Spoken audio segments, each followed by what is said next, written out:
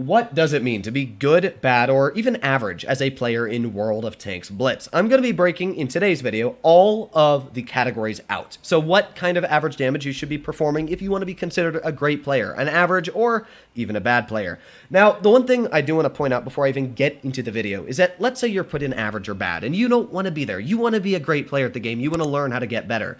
The most important thing to know, first of all, is I'm never directing this as hate or shame towards bad players. The most important thing I know about a bad player is that they can always learn to get better. It doesn't matter if you have 100,000 games or one game, you can always learn to get better. Knowledge is super important in the game. Sure, skill is important, but knowing what you're doing, how to position your tank, where to position it, is the biggest issues that a lot of people have in the game. I can't tell you how many people go the wrong way on maps, and then I'll make a video on map positioning like Rockfield, and believe it or not, my how to position on Rockfield video was the worst performing video of the entire month on my channel. So I make a how-to video, and everybody thinks they're great at the game and know where to drive, but then I get people complaining in the Kunzapanther video that it's way too hard to do this event. So there's a lot of issues, and I want to break down all of them in today's video.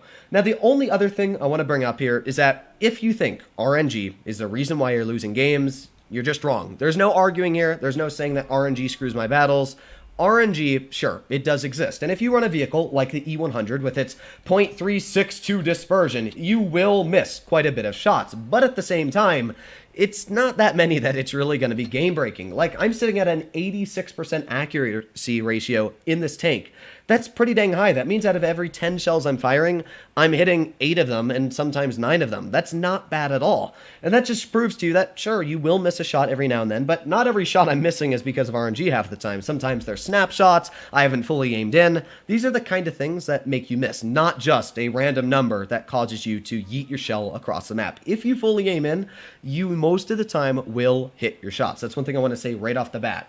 As well, for damage-wise, sure, your teams can be awful, but getting damage doesn't rely on a team. Now, if your team falls apart instantly, yes, it does. But for the most part, as long as you know where to put your tank and you're not super aggressive, you have a fallback plan where you're at, you can always usually get out a pretty decent chunk of damage, depending respectively on what tier you're in. So those are just the basic things I wanted to cover. But getting straight into it, we'll start off with the good players and we'll work our way down. So what does it mean to be a good player in the game? What I consider good, I'm not going to talk about excellent like Unicum or Super Unicum like that, but what I find good is anybody averaging about 2,000 damage in tier 10. Average, I think, in tier 10 is around 15 to 1,800. So anybody above that is already performing above average, and obviously above average is good. So if you're performing 2,000 and above in any tier 10, you're already doing pretty well. But the thing that you need to know is that averaging. If you're performing 2,000 damage in one tier 10 like a Kron, but then you pull out a Grill and you're only doing 800 damage a battle and you're dying every game, it obviously isn't the tank's fault. You need to know how to run the tank. It's not the tank's fault, it's just performing wrong in your hands. And that's one thing that's always important, is that you want to average around the same damage in every vehicle you own. There shouldn't be a huge disparity on certain tanks compared to others. So that's one thing that I do want to point out for good players, that if you want to be good, you have to average very well on all of your vehicles. It can't just be one single tank and be like, yes, I am overpowered. So that's one thing to keep in mind. And of course, career stats, this is one thing a lot of people always get kind of antsy on, career stats. If you judge people by career stats, you're wrong. That's one thing I always want to point out. Career stats mean nothing in World of Tanks Blitz. You always look at 30-day statistics. When people come into any clan, you look at 30 days. Void and my clan both, and probably every other clan, Pramo, JKR, they're going to look at the stats of a player's 30 days. They don't care how you did 2 years ago. They care about how you're performing right now in every single vehicle. So that's another thing to know, is that if you wanted to get into a good clan or you wanted to work to get better, it's not like you're screwed because your career stats are screwed. You can always get into a good clan if you're performing very, very well for 30 days. Now, on to average players. What would I put as average? I would say I know the average win rate. Oh, and yeah, for win rate on good player, I completely forgot that. I'd say around anywhere from 55% and higher. That's good to me. Honestly, 55%ers on my teams all day, I would be happy every single day. When you go to average players, I'd lower the win rate to about 5% less, 50%. The average player in Blitz is 48% win rate. That's a written statistic. Wargaming said it. It's out there. So if you're performing with 48% win rate, you're just about the average bar for a player in Blitz, which isn't bad. That means that you're winning just about 50%, well, actually just about less than 50% of the games you play. So you're not really bringing down any of the players you have in your battle, but you're also not bringing up the chances of winning.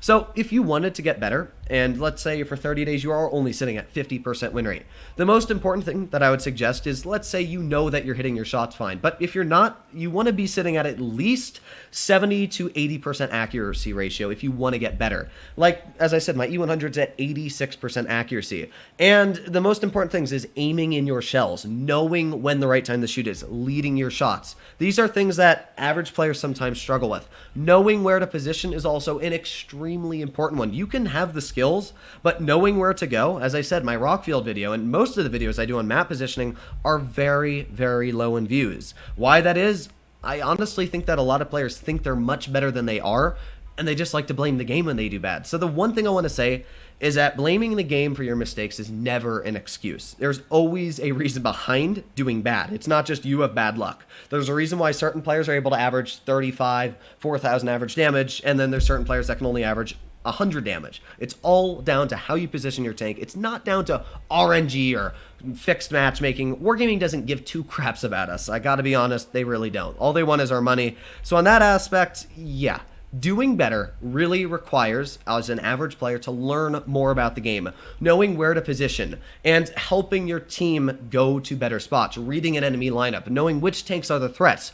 Obviously, as I always say in most videos, light tanks are the biggest threats, but they're only super big threats if you're in heavy tanks or light tanks. Medium tanks don't have to worry too much about them because they're fast, they can rip them apart. So there's always certain categories, of course tank destroyers as well have to worry about lights. Lights are just super deadly in general. Those are one of the most deadly tanks that you always want to clear. So there's a lot of things that can help you get better at the game, and that's the first thing, is make sure that you know where to position. Skill, I really don't blame people if they're not skilled at the game, because the thing about being skilled is that some people are just really good at reflexes and certain things, but if you're not, it's not your fault. You just can't get better at it. So that part I completely understand, but on the fact of aiming, knowing when to shoot, what to run on your vehicle, that all requires knowledge, like 3 calibers rule. A good example of what 3 calibers rule does is I made a video back on how to get better at the game, and I brought up that rule. And a lot of people said, that's useless, that doesn't help me at all. But it really does. The way it works is, let's say you pull up a vehicle like, for example, the Kunze-Panther, the Tier 8 Kunze-Panzer, yes, not Panther.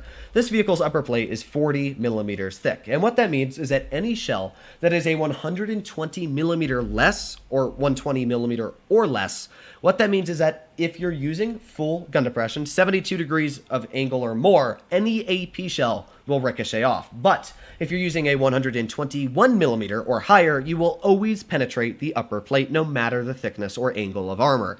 That is how 3 calibers rule works, and that helps you out big time sometimes, because if you see this vehicle haul down, you might know, well, it's worthless to shoot at its upper plate because I'm not going to pen, where if you're using a vehicle that has the same pen but a much larger caliber, you can pen it. That goes for vehicles like the AMX 50B side armor. There's many, many instances where vehicles can do a lot better knowing shell normalization and all these things. So knowing things is really good, really, really good to getting better at the game.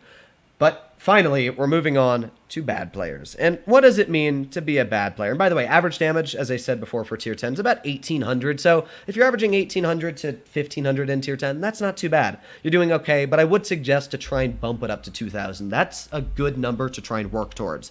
But down to bad, what does it mean to be not great at the game, where you want to learn to get better?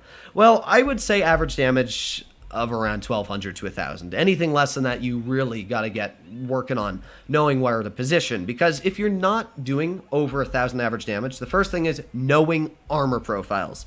Loading the premium rounds aren't going to help you learn an armor profile. And aiming, that's another thing that's really important. Leading your shots, as I said before. Those are really important things. But not only that, but high explosive shells, how they work. If you're not great at the game, you usually struggle with a little bit of everything. And because of that, it's bringing you down. You're pushing your tanks to the wrong spot. You don't know other statistics of the other vehicles. One really important thing that I know is I almost know most of the reloads of other tier 10, tier 9, any tank in the game apart from like tier 5 and less. I basically know the reload of them because I play the vehicles themselves and I know how they perform.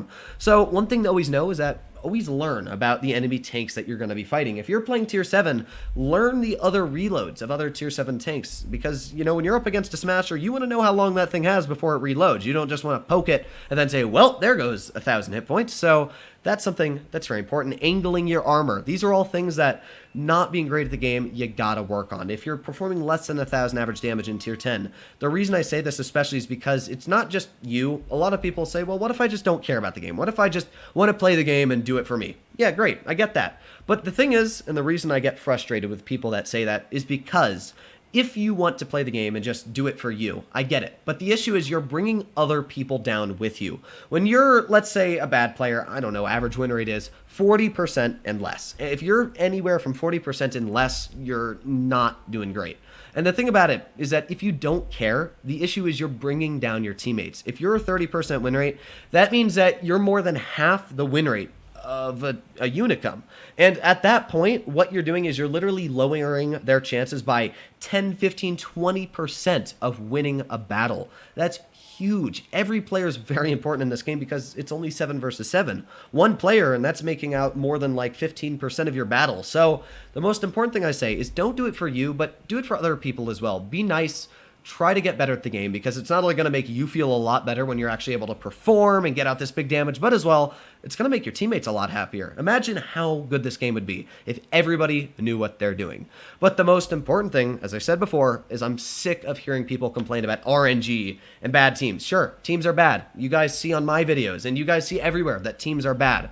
But sometimes people like to push off when they're part of the problem. Sure, a team can be bad, but if you're also part of the problem, then it's clearly part that you need to work on as well to put in your winning. There's no reason apart from skill and knowledge on why I'm able to achieve a 70% win rate in tier 10 for 30 days. There is no reason apart from me knowing what I'm doing. Like if you go to my tier 10 stats, and I'm not boasting or bragging in any way, but you can see it's 70% with 3,500 average damage. I'm not getting that because I have good RNG, because my battles are better than yours. I'm not getting that at all. If you've seen some of the games I've had with the teams I've had off camera, they're not great sometimes. So the point being here is that blaming things on other people is never, ever going to help you get better. And if you do that, you've pretty much got no hope. So that's the thing I want to point out. Never blame other people for your problems. Always try to get better at the game.